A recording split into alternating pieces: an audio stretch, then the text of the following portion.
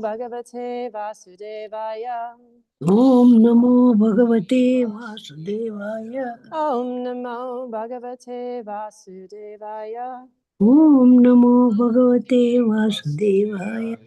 Narayana Namaskrita Naram Chaiva Narottama Devam Saraswatim Vyasyam Jatotayam Adirayat Nastra Prayashu Abhadreshu Nityam Bhagavata Sevaya Bhagavati Uttama Shloki Bhaktir Bhavati Naishtaki.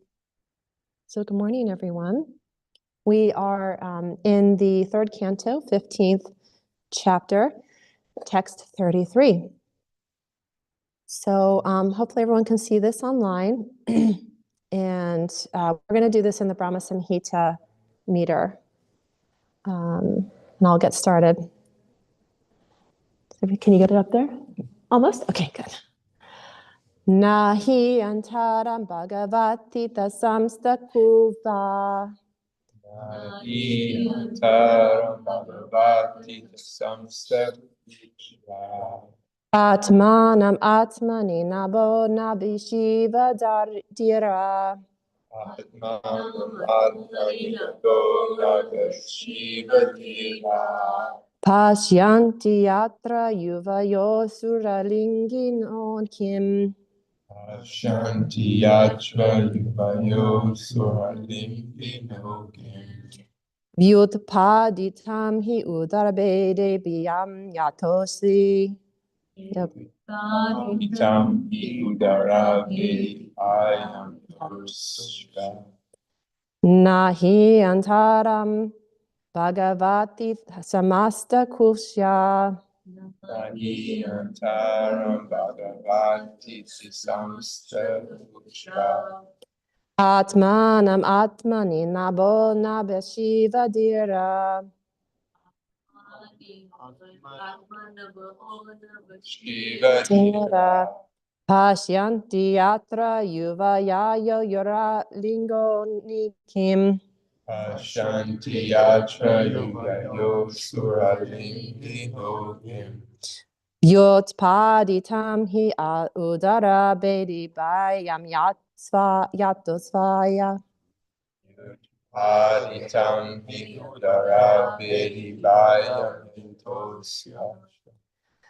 Nahi antaram bhagavit samasta kukskva sav. Nahi antaram bhagavati samasta pushpa. Atmanam atmani nabo nabhishiva dira. Atmanam atmani namo Shiva dira. Pashyanti yatra yuvayo suralingino kim. Shanti yatra yuvayo suralingi hogim. Vyutpaditam hi udara bedi bayam yatosvai. Yudya aditam idara vedi bayam yatoshva. Anyone like to?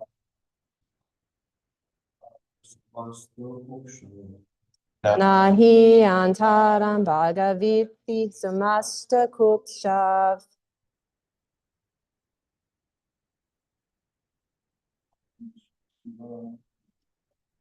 Atmanam atmani nabo nabeshiva dira.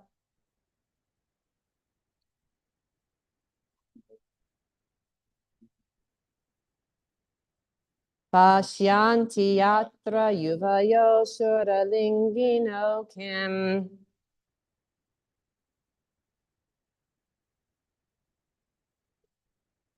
Vyutpaditam hi ludarbede bayam yatosya. Nahi antaram bhagavati samasta puksha. Nahi antaram bhagavati tasmasta kukshav. Atmanam atmani nabo nabhishiva dhiraha. Atmanam atmani namo nabashiva dira. Shanti yatra yuvayo sura lingi no kim. Pashyanti yatra yuga yosuralingino kim. Yupaditam hi udara vedi ayamutosva. Yotparitam hyodare bede bayam yatosya. Nahi antaram bhagavati samasta koksha. Nahi antaram bhagaviti tasmasta kukshav. Namatmani namo nabhashivadhiraha. Atmanamatmani nabo nabashiva dhyara. Yatra yuvayo shuralingino kim. Pashyanti yatra yuvayo surilingino kim. Paditam hi udara ayam yatosya. Yotpaditam hyudarvedidayatosyavam. Nahi antaram bhagavat pitha samasta kuksha. Nahi antaram bhagavitita samasta kukshav. Manamatmani nabho nabashiva dhira. Atmanamatmani nabo nabashiva dhyara. Shanti yatra yuvayo sulalinginokyam. Pashyanti yatra yuvayo suralingino kim. Yutpaditam hyudara bhedi bhayam yatosya. Yutpaditam hyudaravedi yatosya. Anyone online?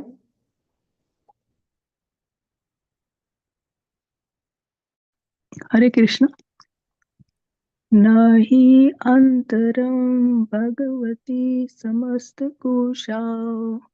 Nihayantaram bhagavati samasta kukshav. Atmanam atmani nabo nabasiva dhiraha. Atmanam nabo navashiva dhira. Pashyanti yatra yuvayoha suralingino kim. Pashyanti yatra yuvayo suralingino kim. Uyutapaditam hi udarvedi bhayam yatosya. Yutpaditam hyudaravedi yatosya. नाह्यन्तरं Bhagwati समस्तकुक्षौ Nayantaram Bhagavate samasta kuksha.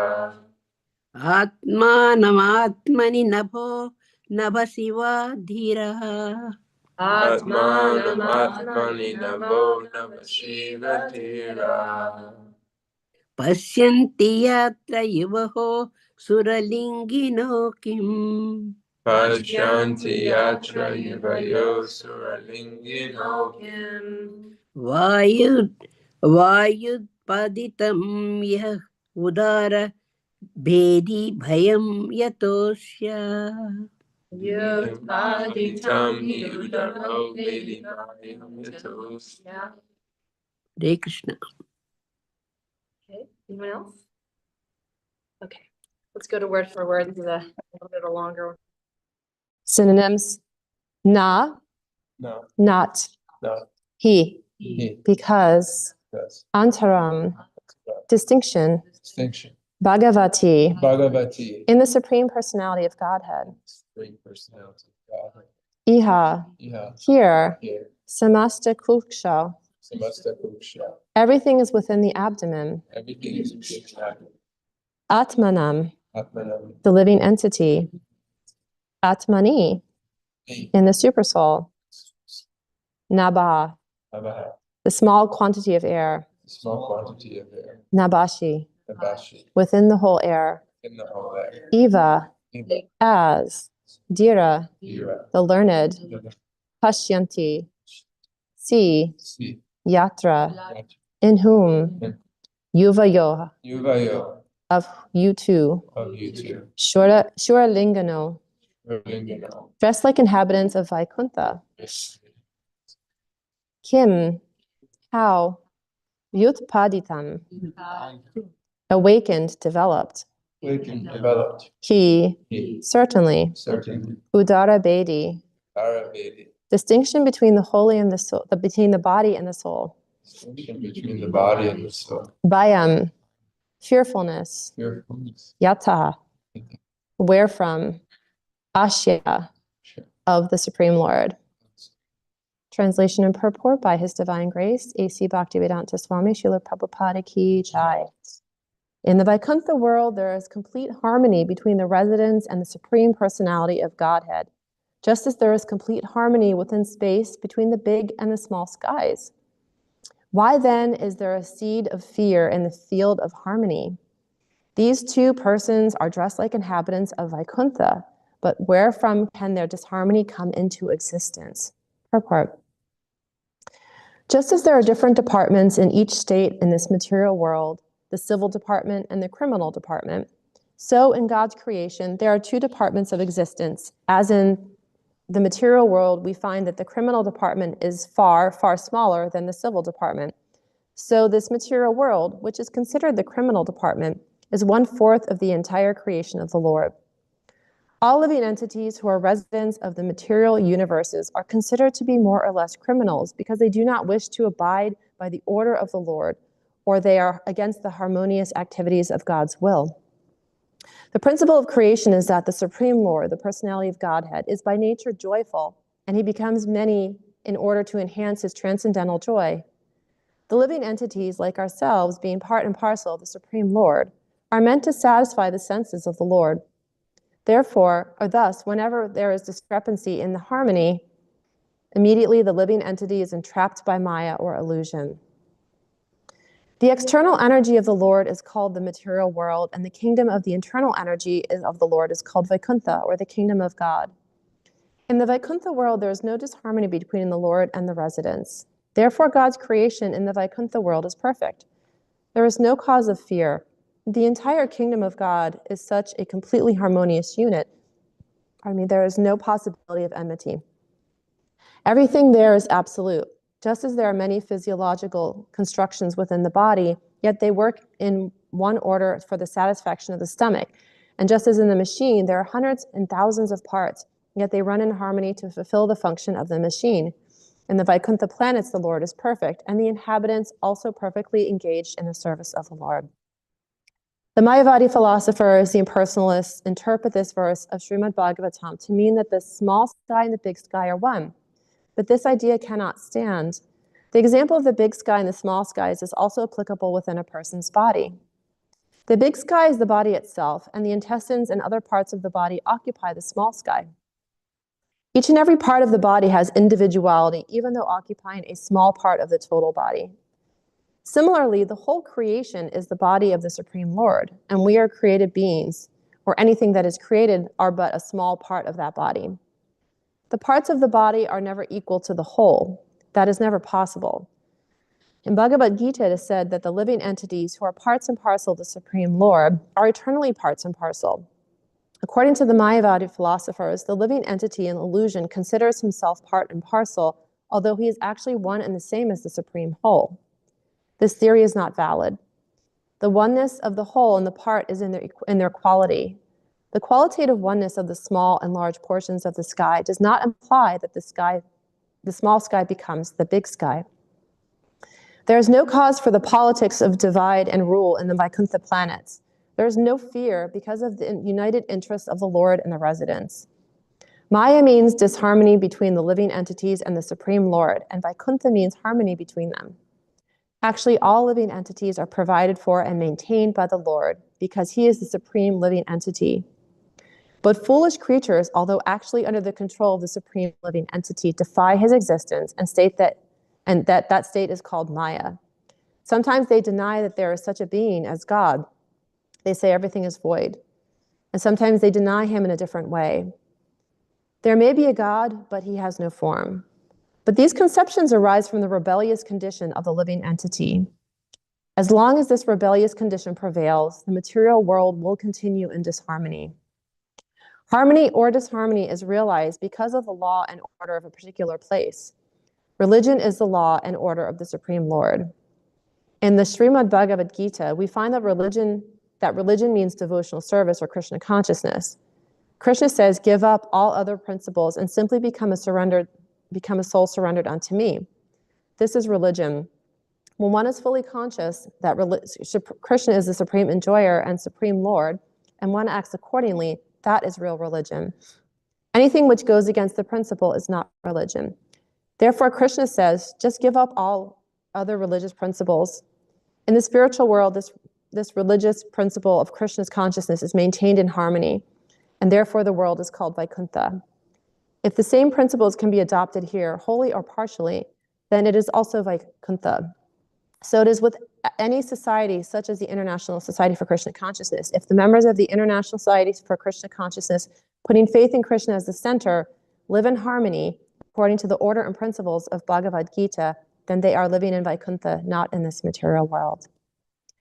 Om Jnana Timaranjasya Gyananjana Shalaka Chakshur Unmalatam Yena Tasmai Shri Guruve Namaha Sri Chaitanya Manobhistam Stapitam Yena Bhutale Svayamupikada Mayam Dadati Svadvatantikam Jai Shri Krishna Chaitanya Prabhu Nityananda Shri Advaita Gadara Shiva Sati Gaura Bhaktarinda Vanchakalpa Tribhis Chakrita Sanjiva Vichapatita Nampavane Vaishnavebhyo Namaha Nama Om Vishnu Padaya Krishna Sai Bhutame Shrimati Bhakti Charasamaniti Namani Snigta Cheta Supanita Vagnam Charasaputam Prabhupada Katapanam Bhakti Charapanam.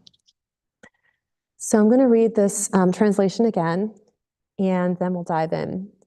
In the Vaikuntha world, there is complete harmony between the residents and the Supreme Personality of Godhead, just as there is complete harmony within space between the big and the small skies. Why then is there a seed of fear in this field of harmony? These two persons are dressed like inhabitants of Vaikuntha, but where from can their disharmony come into existence? So, just to refresh everyone where we're at, we know that this is the four Kumaras entering at the gates of Vaikuntha, and they are met by Jai and Vijay. So we're now engaging with this whole pastime. So we can see this building of the DT, Kashyapa, all of these things, the children, the two demon children in her womb. All of this is building. This is the Jai and Vijay pastime as well. So we're understanding all of this. This Jai and Vijay pastime is tied into, which we'll learn in a little bit, but this is all tied together. So right now, the four Kumaras have entered to the gates of Vaikuntha, and the gatekeepers have rejected them. They've created a defense against the four Kumaras, which we know are the very pure souls that were the first progenitors of, or the progeneration of Lord Brahma.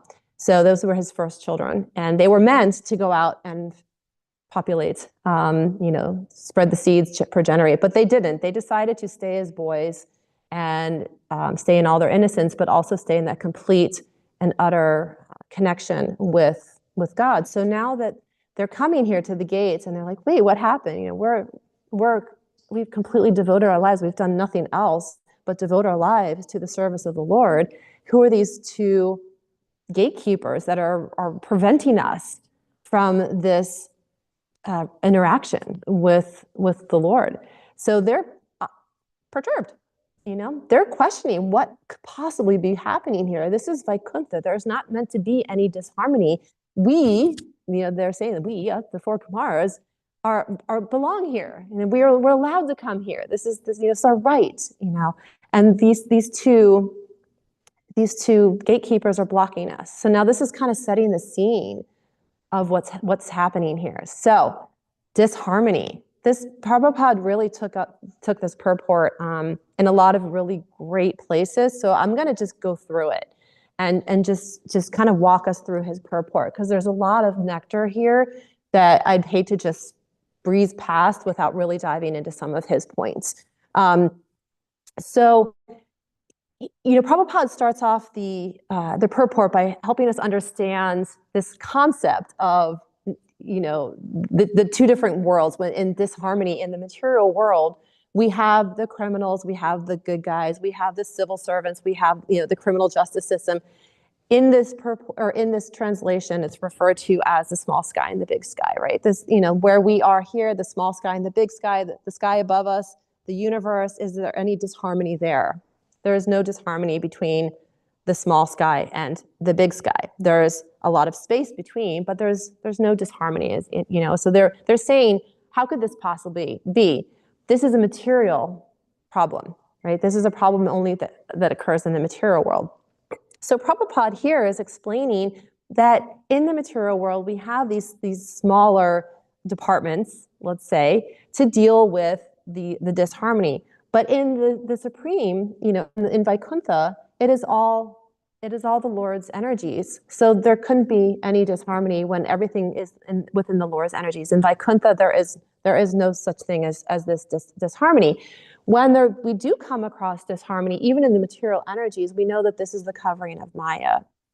And we know, and I love talking about Maya, and I maybe talk about Maya a little bit differently sometimes than you might hear, but from studying it through other, the sources in the Brahma Samhita and other sources, we know Maya she's a servant of Krishna. She's a servant of Krishna, but, so the disharmony is there because of the material entity having material desires. And when the living entity has material desires, Maya sees that, and she's just drawing that out, right? She's just keeping those away from the pure energies of the Lord. Because she's like, until you sort all this stuff out, you're not allowed in here. So Maya's job is really as a gatekeeper in herself, that she's keeping the living entities engaged and sorting out their material hankerings and keeping it out of Vaikuntha. And we can see here that it's been made very clear. And I think this verse of all of them really makes it clear that this is not allowed in Vaikuntha. These material attachments create disharmony. Not only do they create disharmony within ourselves, but they create disharmony between other people. And we can see it in the world all around us. How often do we see someone fighting over something? We see two dogs fighting over a bone, to drill it down as simple as that. We see, they both desire this thing. We see humans fighting over land, fighting over, two men might fight over a woman, or you see like leaders fighting over land or power or resources. So these are desires. And as long as those material desires are there will be disharmony. And as long as disharmony is there, Maya is going to be there to kind of govern over that, because that disharmony is coming from the material desires.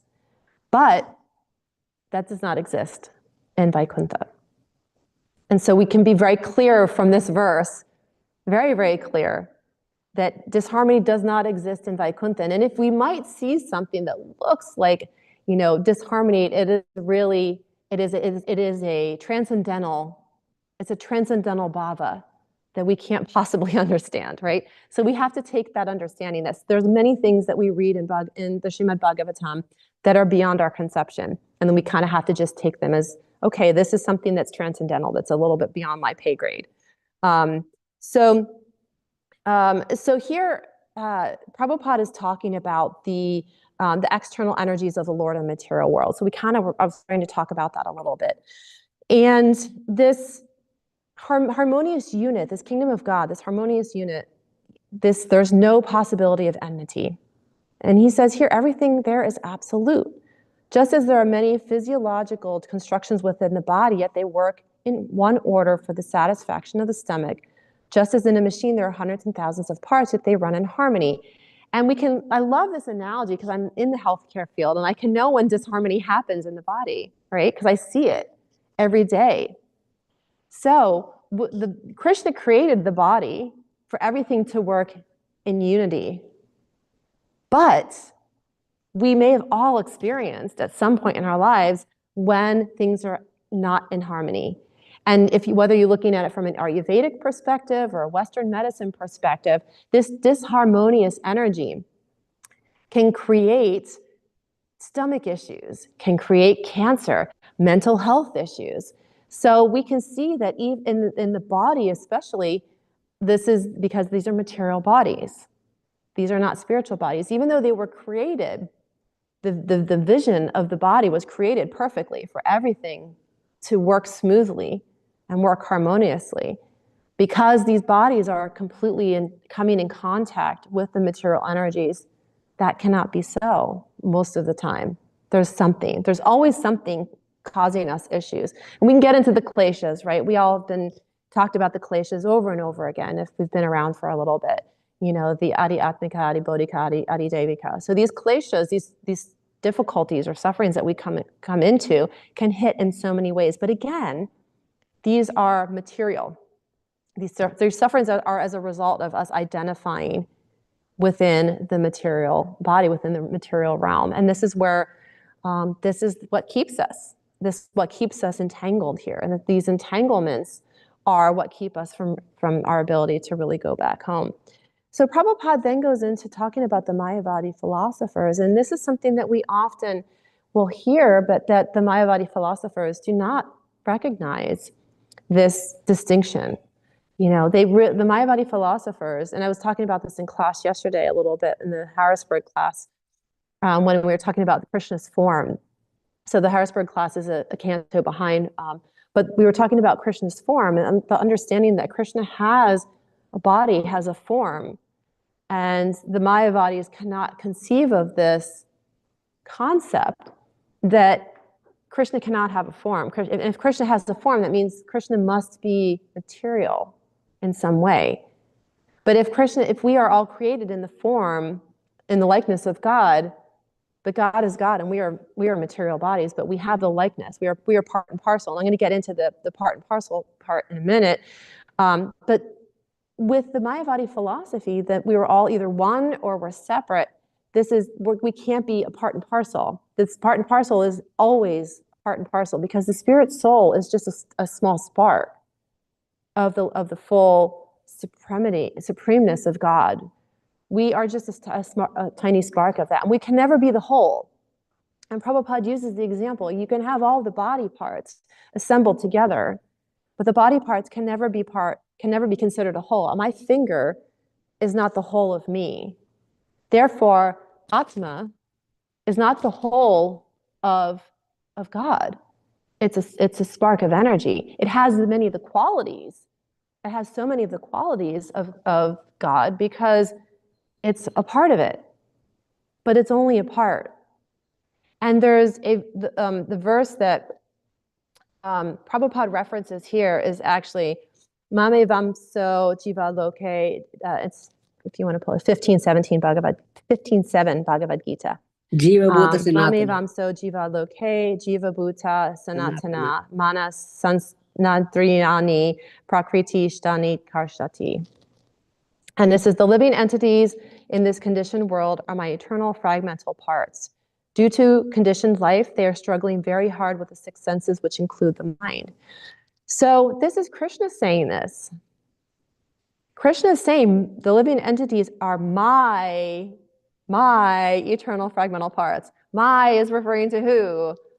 Krishna. It's not referring to Krishna is the only one that can stake claim to having fragmental parts to this degree of anything.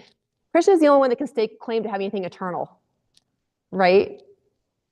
Truly, like fully eternal. Yes, we have our souls that, but Krishna is the only one that can stake claim to the full eternality that exists. So we know that we have to know then that this is Krishna speaking in Bhagavad Gita, not just some guy on a battlefield, not some great warrior or king or whatever person, however people who don't have that faith, that want to position Krishna in that time. Because I'm sure all of you have heard, especially maybe some people, maybe in India, different types of, the Mayavadi philosophy. But even here, if someone reads the Bhagavad Gita, they might say, oh, Krishna, he was a great king or a great kshatriya, whatever. He was this, he was not God. But if you read it and you say, like, my eternal fragmental parts, only Krishna, only the Lord, the supreme personality of Godhead. Let's put it that way.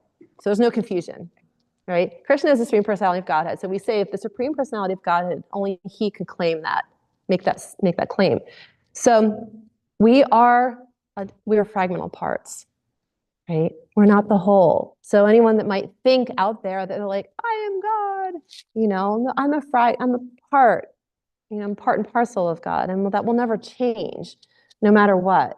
No matter how much we work, no matter how, pure in our devotional service, we are still not going to become God, right? And Krishna points it out here in this Bhagavad Gita verse. And so I'm going to just give a little paraphrase or just a couple quick sentences on this purport, because Prabhupada says it even better. In this verse, the identity of the living being is clearly given. The living entity is the fragmental part and parcel of the Supreme Lord eternally. It is not that he assumes individuality in his conditional life and in his liberated state becomes one with the Supreme Lord. So this is another conception, is that they just merge. This is the Mayavadi, like we just merge into nothingness and we just become one with the energies of God. So we know that's also not to be true. It is that he is eternally fragmented. It is clearly said Sanatan. It is clearly said Sanatan. According to the Vedic version, the Supreme Lord manifests and expands himself in innumerable expansions, of which the primary expansions are called Vishnu Tattva, and the secondary expansions are called living entities. In other words, the Vishnu Tattva is the personal expansion, and the living entities are the separated expansion. So that's pretty clear, I think. And Prabhupada goes on to say the living entity is not only human beings and the cats and dogs, but even the greater controllers of the material world, Brahma, Lord Shiva, and even Vishnu are all part and parcel of the Supreme Lord. They are all eternal, not temporary manifestations. So this is giving even more context to even the demigods. Even Lord Brahma is part and parcel of the Lord. He is not God. So going back to what Prabhupada was saying in today's purport, there's no question then what our position is. So as we're getting this understanding now between looking at the living entity looking in the material energies,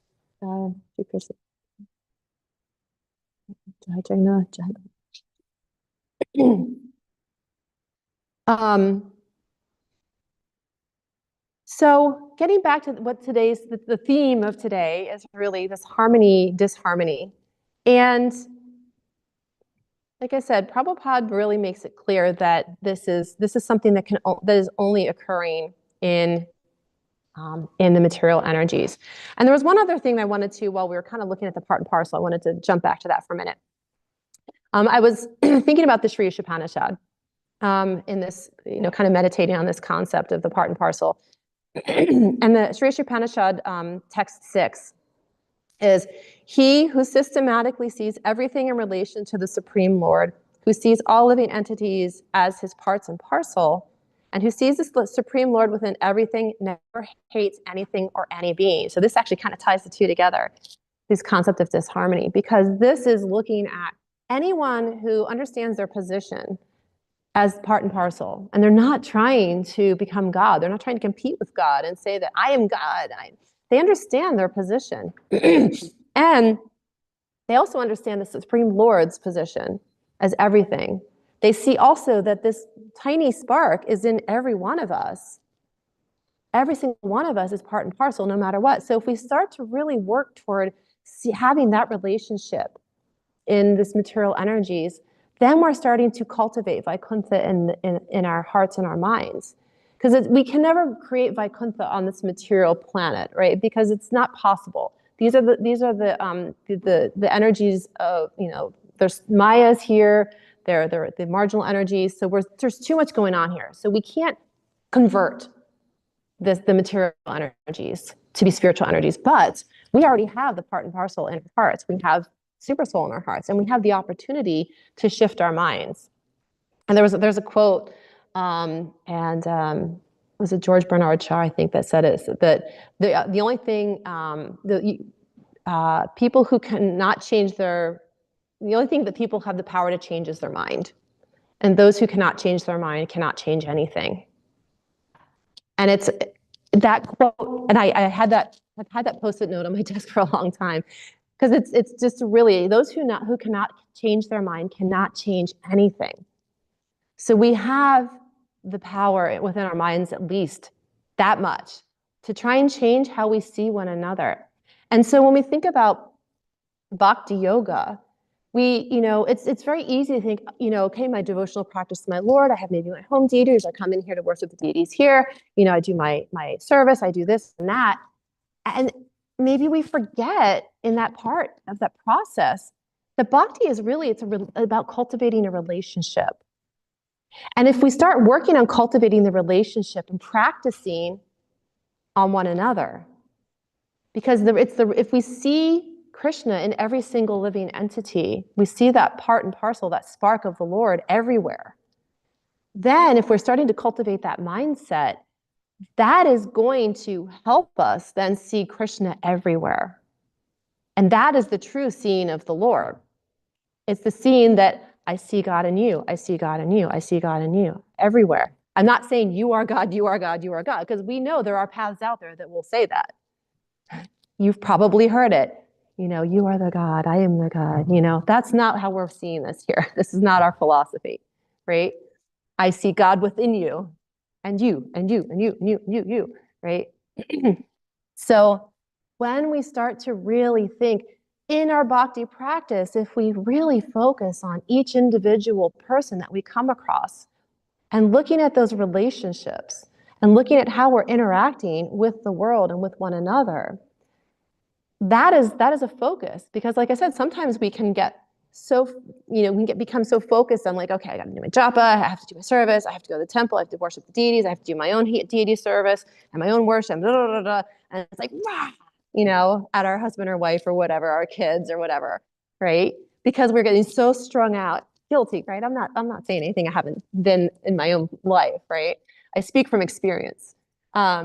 But we can do all of these things, and then suddenly when we're trying to interact with the material world, it's like stress, right? Because we're just trying to like survive, and it's like, oh well, you've distracted me from this and distracted me from that, right? But it's really flipped, right? And there's a balance. There's a balance in all of that, was what I'm saying. It's not that we shouldn't do those things, right? We have to do both. And this is not an easy.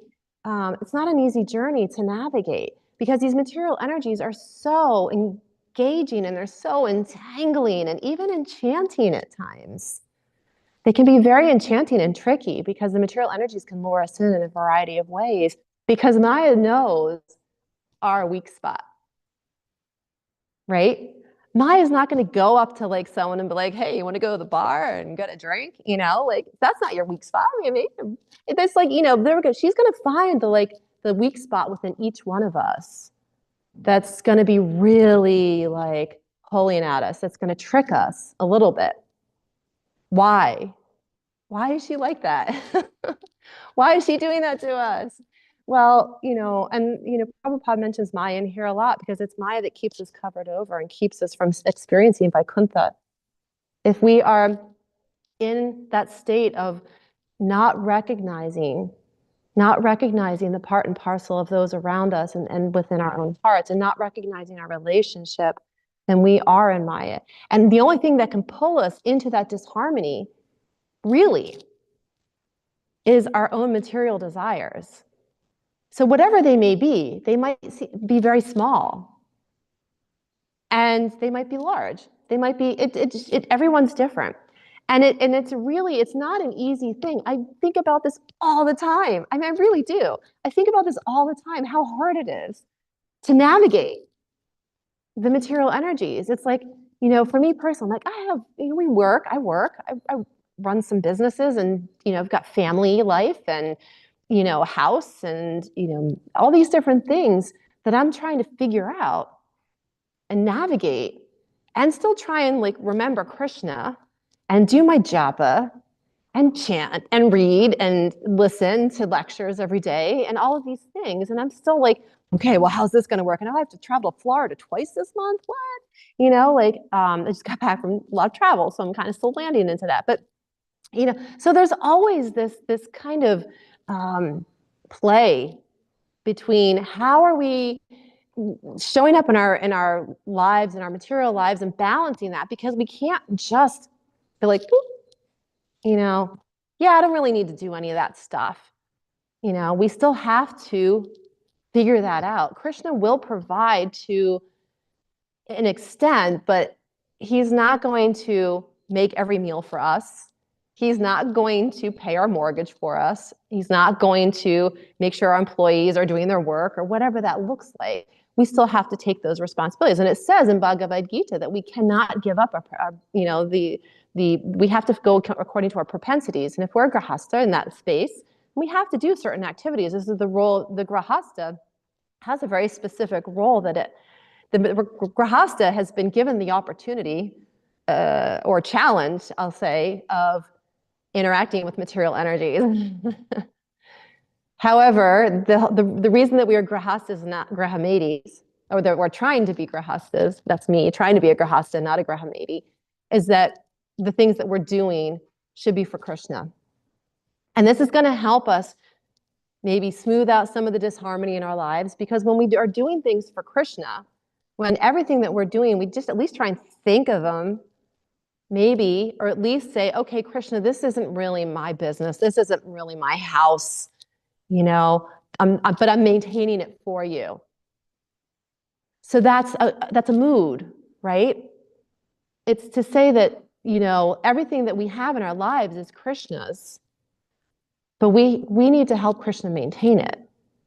We have to help Krishna maintain nicely, maybe our parents or maybe our loved ones. We have to help Krishna maintain them nicely because they are also part and parcel of him. We have to help Krishna maintain the house that he's allowing us to live in.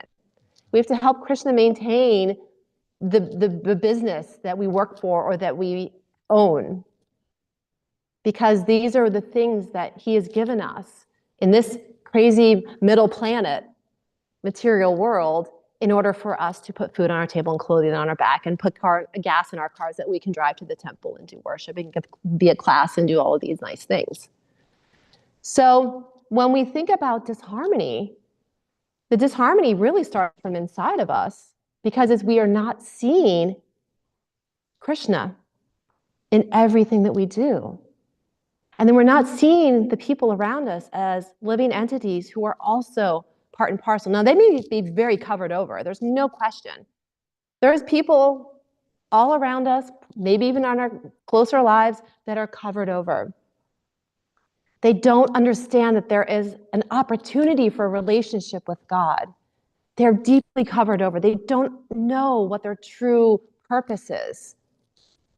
And through that, they're still spirit soul. Through those coverings, they're still spirit soul. And so like I said, the disharmony, we can say it's all around us. And yes, but it's really within us. That's the starting point of disharmony, is in our own hearts. And how do we overcome that? So it's 8:45, and I'll take a break here to see if there's any reflections, any questions, corrections, because I need a lot of, and anything else that you want to chat about.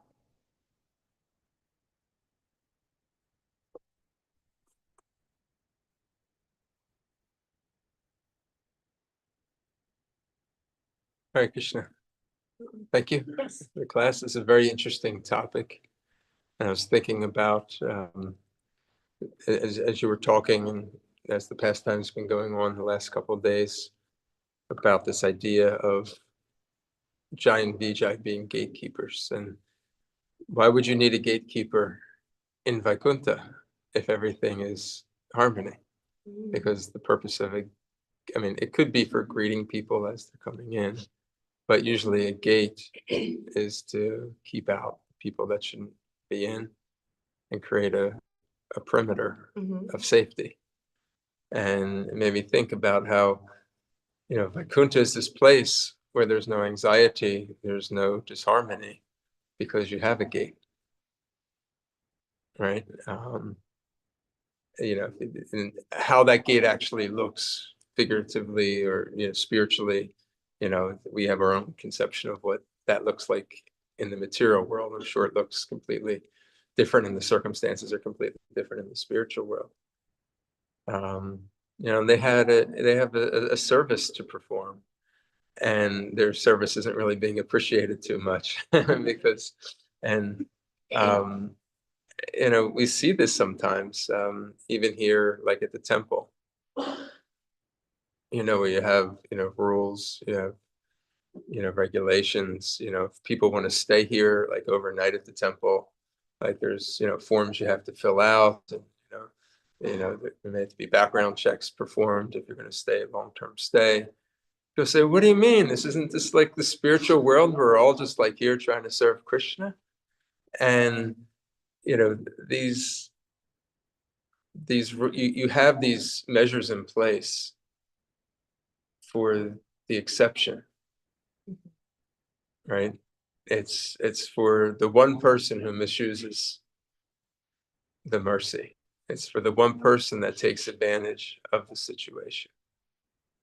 Like you go to, a stadium to watch a game, 50,000 people show up.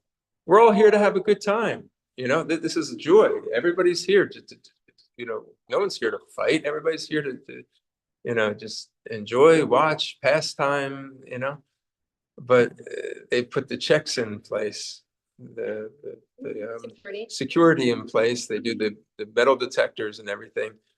As out of 50,000 people, there may only be 20 people that try to sneak a gun in or try to sneak a knife in or bring a bottle in, and say, no, you can't do that here.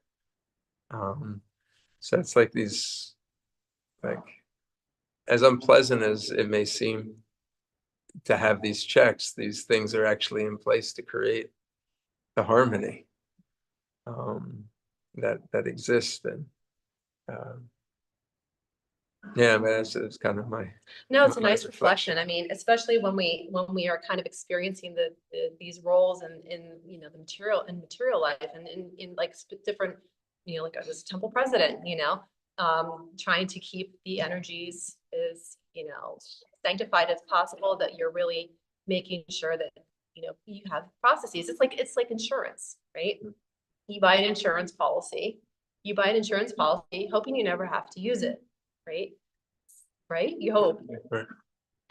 However, these things are in place for a reason. These are insurance policies. And, when you think about the gatekeepers at Vaikuntha, what is that? This is maybe the insurance policy in case that one straggler makes it all the way up there and tries to get in. And, this is the thing. You have a really good point. Why do you need gatekeepers in Vaikuntha? And this is a pastime that, we could assume that it's because sometimes someone might get up there that just has, ill intent, that they have to, keep them out. And just I grew up personally with like the pearly gates, like the concept of heaven and the pearly gates, and there's like the guards at the pearly, or was it St. John or someone's St. Peter at the pearly gates. Yeah. And so there's always this visual of a gatekeeper to be able to get to God. It's like even his closest administrators, he's, Christian, God is still set back, even more so, even still in so many different traditions, even from the areas of Vaikuntha, because like the king, it's like, maybe there isn't disharmony, maybe there is, maybe the gatekeepers are really just there because when God is doing his most intimate pastimes and whatever he's doing, that's just for those in that intimate behind the gate circle to know and be a part of. And those outside the gate, there may still be in Vaikuntha and acting in a way that's not disharmonious, but they are engaging, they're not in that inner circle. So it depends on how we look at the gatekeeper too. Are we looking at the gatekeeper as a bouncer, keeping out the bad guys? Or are we looking at the gatekeeper as helping protect something very confidential and intimate? So there might be two ways to view the gatekeeper. To say that this is maybe the gatekeepers are keeping something, just enabling the very most intimate, most deepest confidential pastimes, keeping those very sacred. And that is really in different traditions, we can feel that sacredness of only the very few can really get into that deep sacred space of the Lord. Not to say that heaven isn't still transcendental, that Vaikuntha isn't still transcendental and still filled with harmony. but not everyone in Vaikuntha gets to go directly up and experience the certain deep, intimate pastimes of Krishna. So that's just maybe another perspective. Yeah. Made me think of Lord Shiva. He has a role in the rasa dance. So he is the person that, to be a gopi in the rasa dance, you have to qualify. Right. it's Krishna's or Shiva's the kind of in charge of the women, the Gopishwar. devotional women. Yeah, exactly. So you have to qualify. So he's. So it's more about, to me, it's that gatekeeper role to me, and this is how we've experienced it or understood it, is that the gatekeeper is really keeping those intimate pastimes confidential. Yeah. So, any other? Thank you so much, Raji, for such a wonderful class. I wanted to ask, you were very amazingly telling about the disharmony starts from within, and while we are working on various roles and various material duties, so how to make sure that we are always harmonious internally?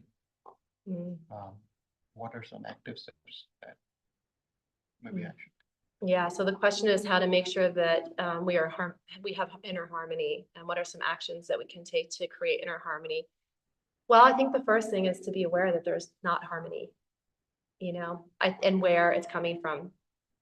So I think self-awareness and self-assessment on a daily basis is really important. If we take a daily inventory of the things that are happening in our mind and our hearts, and we're saying, where's this coming from? Why am I feeling agitated right now? Maybe even just write it down. Like, I'm feeling agitated right now. What is this from? Did I have an interaction at work that upset me? Did I think of something from the past or the future that is causing me to be out of alignment? Because this is another thing too. Sometimes, so often we might not actually be present. We're either in the past or the future. And this is a very common scenario. We very often do not live in the present moment. Even within the devices, oh my Lord, I have an Apple Watch. And the other day I finally, I took all the notifications off, and I'm like, it's just mapping how far I walk. And it is giving me calendar reminders so I don't forget my meetings. But I had to take all the things off of my phone or off of my watch, because it was constantly tapping me, pulling me away from things and keeping me not present. And so these are just little things that we take an inventory of our lives on a regular basis to say, what is pulling me away from, the present? Let's just start there. Okay, Krishna is in the present.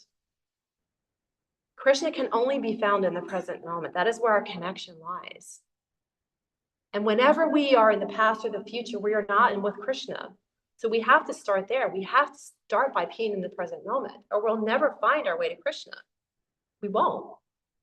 So that is step one, is getting ourselves in the present moment. And we can, like I said, do that by just, being very aware of devices, being very aware of when our mind is wandering. I know when I'm chanting, I've picked up on my own cues of when I've drifted off, because a lot of times my leg will start bouncing.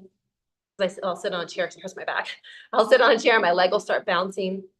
Or one thing I notice is that when I'm not chanting in a present state, I do this or this,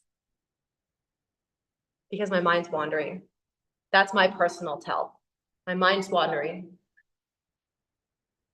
So as soon as I get myself aligned, right?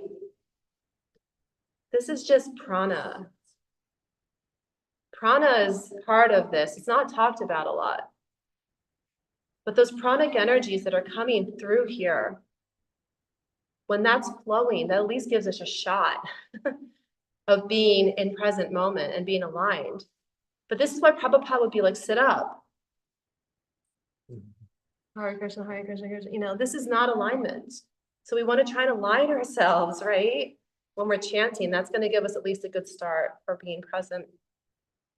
And then it's just really being thoughtful, being aware. And in work, it's tough. You know, when we go to work every day, it can be very difficult. We're getting pulled into different things.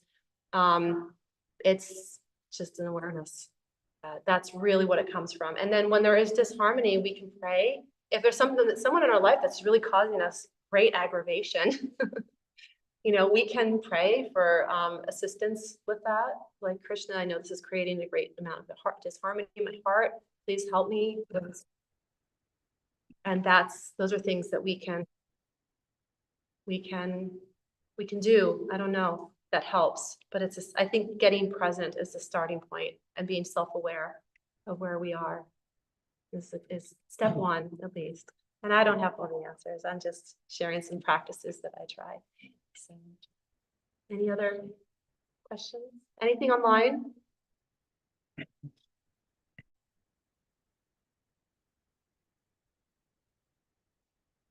Going once, going twice. Okay, Hare Krishna. it's breakfast time. Everyone have a wonderful weekend. Hare Krishna. Vanchakalpa Tarubhyascha Kripasindhu Patitanam Pavanebhyo Vaishnavebhyo Namo Namaha. Hare Krishna. Hare Krishna. Thank you very much, Mother.